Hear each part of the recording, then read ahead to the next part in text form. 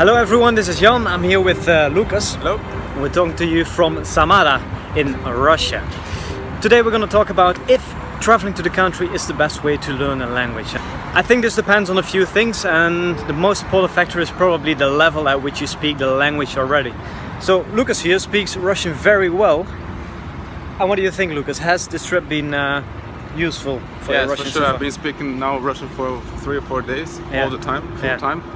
And I've been learning many words. And the good thing is that I can, if I learn a new word, it's very easy to remember it because I can make associations with all the words that I already know. Yeah. Well, as you understand the language very well, you understand almost every single word, right? And if there is a word that you don't understand, then then it's easy to remember.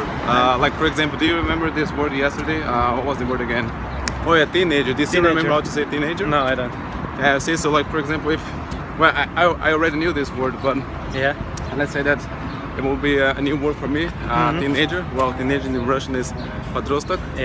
Yeah, and if I hear this once, I can remember it very well because I understand that pod means under, and rostak has to do with rastat, which is to grow. So I can make all these associations, and it's very easy to remember. But then for you, you can easily link it to the things that you already know. Exactly. While for me, it's difficult, right? No, I just hear lots of words I don't understand, and this is what they call comprehensible input, or well, in this case, incomprehensible input. I mean, it's always good to, if you want to learn a language, if you want to learn new words, you need to understand what you hear, and this could be by, for example, reading along with the transcript.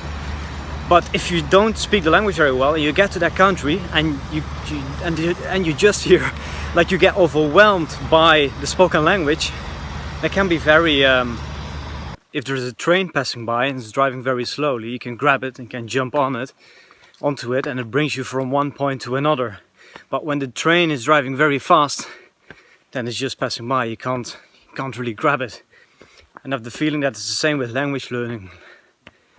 Like if you get overwhelmed by the language, it's really hard to build that momentum and turn your language surrounding into a benefit.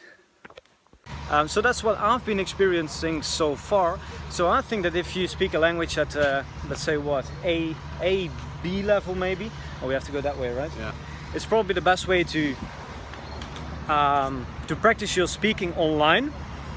But also write down the new words, Write down the new words, review them, flashcards. Maybe even if once you get to the B levels, using systems like Readlang or Link, so that you can read along with the transcript. If you do speak the language already fluently, let's say a B2 or maybe the C levels, then being in the country can actually be very useful, because you can use everything you know, and learning new words is not a problem, because you can link it to the words that you already know. Can understand conversations. You basically have comprehensible input. I think that's the key here.